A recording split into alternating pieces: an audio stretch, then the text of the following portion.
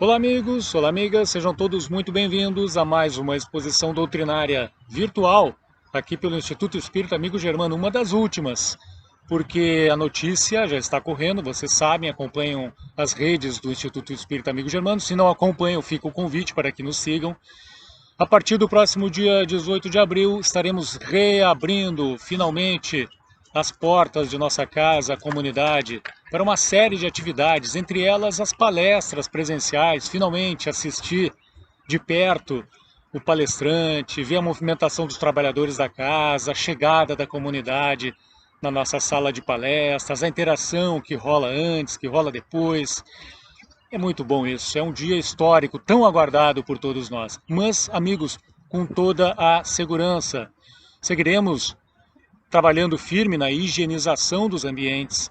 O álcool gel segue sendo muito importante, deverá ser usado lá dentro da casa. O distanciamento social prossegue e por aí vai. O uso de máscaras é absolutamente recomendável dentro das dependências de nossa casa, para que assim possamos com toda a segurança, seguir nos encontrando para juntos buscarmos as luzes da doutrina espírita lá, dentro da nossa casa. Ok? Todos combinados, todos convidados para a partir do dia 18 de abril, este reencontro tão esperado. Hoje vamos falar brevemente aqui, meus amigos, sobre orgulho e humildade, lá do Evangelho segundo o Espiritismo, seu capítulo 7, numa mensagem muito forte, muito firme, do espírito Lacordaire, que foi um religioso dominicano em vida, nascido Jean-Baptiste Henri Dominique Lacordaire, nascido em maio de 1802 e desencarnado em novembro de 1861, tudo na França. Ele foi um padre, jornalista, educador, acadêmico, deputado. Ele foi considerado, é até hoje considerado como um dos precursores do catolicismo moderno e restaurador na França da antiga Ordem dos Pregadores. Numa sessão realizada na Sociedade Parisense de Estudos Espíritas em janeiro de 1867, o irmão trabalhador espírita que estava lá cuidando de tudo, o médium escrevente habitual chamado Morin, escreveu desta forma a presença do espírito de Lacordaire. Aspas, espírito de grande reputação terrena, elevado na escala intelectual dos mundos, um espírita antes mesmo do advento do espiritismo. E Lacordaire bateu firme. Ele mandou uma mensagem muito forte mesmo, e que deveria nortear as nossas reflexões nos dias de hoje, nos dias em que ainda presenciamos tantas manifestações de orgulho, de vaidade, tanto nossas aqui na planície da pirâmide, na base da pirâmide social, quanto dos nossos líderes no topo da pirâmide, ou seja, onde há ser humano, há manifestações lamentáveis de orgulho, com todas as consequências que daí advêm. Vamos lá, vamos ver o que disse Lacordaire. Ele começa assim: ó rico, enquanto dormes sob dourados tetos ao abrigo do frio, ignoras que jazem sobre a palha milhares de amigos, irmãos teus, que valem tanto quanto tu? Não é teu igual o infeliz que passa fome? Ao ouvires isso, bem o sei, revolta-se o teu orgulho. Concordarás em dar-lhe uma esmola, mas em lhe apertar fraternalmente a mão nunca. Por quê? Dirás, eu, de sangue nobre, grande da terra, igual a este miserável coberto de andrajos. Vã utopia de pseudo-filósofos. Se fôssemos iguais, por que o teria Deus colocado tão baixo e a mim tão alto? É exato, prossegue Lacordaire, é exato que as vossas vestes não se assemelham, mas despivos ambos. Que diferença haverá entre vós? A nobreza do sangue, dirás. A química, porém, ainda nenhuma diferença descobriu entre o sangue de um grão-senhor e de um plebeu, entre o do senhor e o do escravo. o sangue é feito exatamente dos mesmos elementos. Glóbulos brancos, vermelhos, plaquetas, plasma, tudo da mesma forma, sem um átomo de diferença. Segue Lacordaire dizendo que quem te garante que tu já não tenha sido miserável e desgraçado como ele, que também não hajas pedido esmola, que não a pedirás um dia a esse mesmo a quem hoje desprezas? É forte a mensagem e é longa. Aqui nós pensamos alguns trechos dessa mensagem, mas ela é muito grande e demandaria mais tempo nessa exposição. Com certeza, é pano para manga para conversarmos por pelo menos uma hora e meia. E recomendo que estudem atentamente essa mensagem. Mas a mensagem de Lacordaire nos leva a pensar muito. E nos leva a concluir que o orgulho de não dar o braço a torcer nos leva efetivamente a desastres lamentáveis, imensos.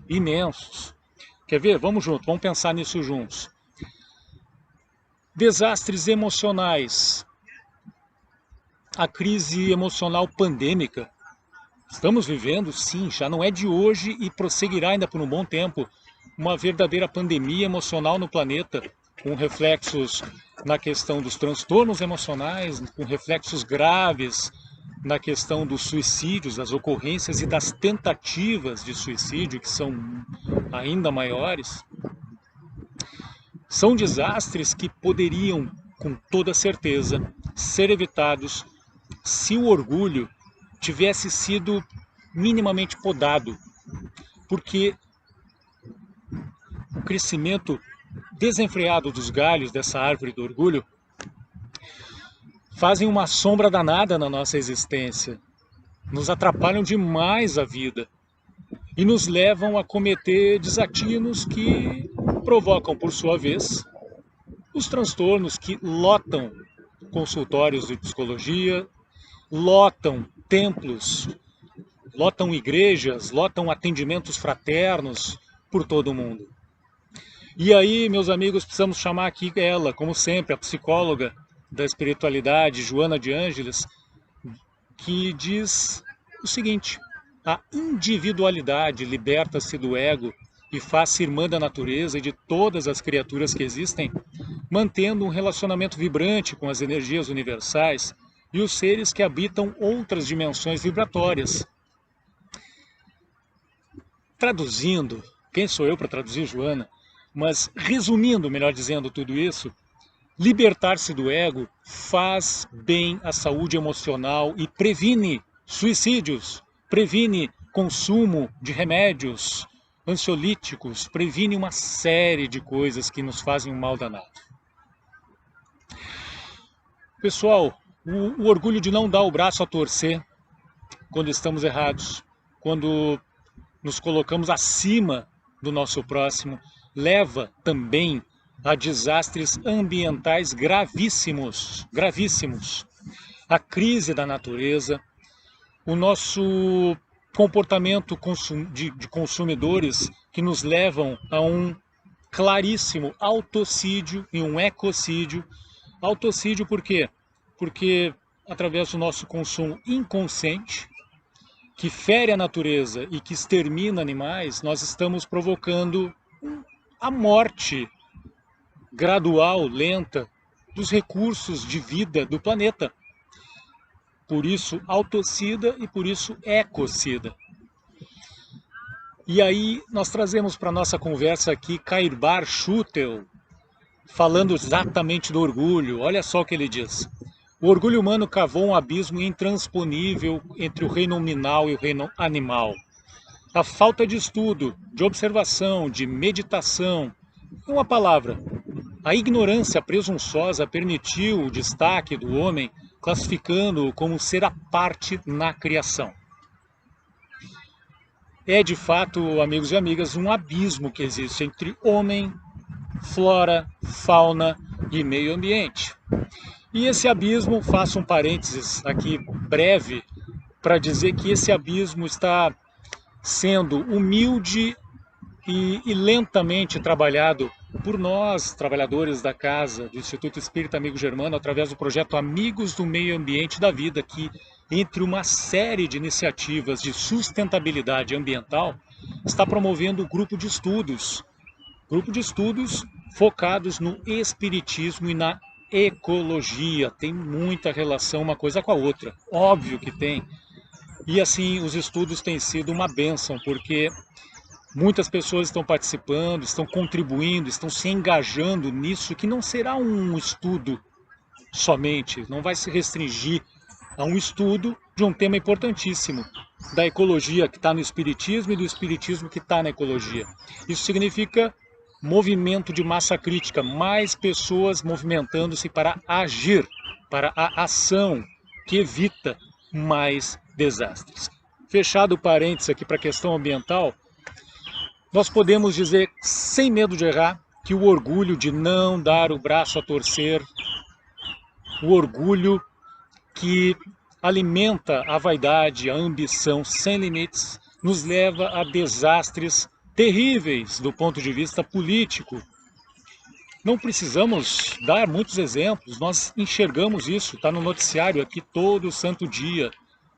O desastre ético-moral que estamos vivendo no Brasil hoje, por conta das nossas elites, o desastre ético, moral, social, militar que estamos vivendo por conta do orgulho, da vaidade, da ambição desenfreada de lideranças ditadores pelo mundo, como o ditador russo, como a junta da ditadura em Mianmar, como o ditador na Síria, e exemplos é o que não faltam, nos dão a certeza de que na raiz dos desastres políticos do mundo hoje está, com certeza, com suas 10 digitais ali impressas, o orgulho.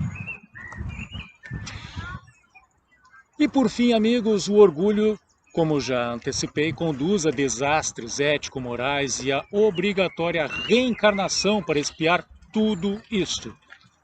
Mas lembrem-se, novas chances virão. Sim, virão, claro que virão, pois Deus é misericórdia infinita. Ele nos dará a chance. Ninguém, nenhuma ovelha será perdida. Felizmente. Felizmente. Mas essa nova oportunidade da reencarnação, meus amigos, minhas amigas, se dará em palcos diferentes. Vai ser diferente das condições que estamos tendo hoje. Será diferente das oportunidades que estamos tendo hoje de avançar existencialmente, de evoluir, de podar o orgulho, podar a vaidade, podar a ambição. Então, nesse sentido, é muito importante buscar já, imediatamente, o sentido da vida. E Joana, de novo, nos diz que é de parecer ela, de que o sentido, o objetivo, o essencial é a autossuperação das paixões, a autoiluminação para bem discernir o que se deve e o que se pode fazer para harmonizar em si mesmo, em relação ao seu próximo e ao grupo social no qual se encontra, bem como a vida, a natureza e a Deus. O recado está dado, gente. Lacordaire, nesse papo retíssimo, direto sobre orgulho, temperado com os toques psicológicos espíritas de Joana de Ângeles.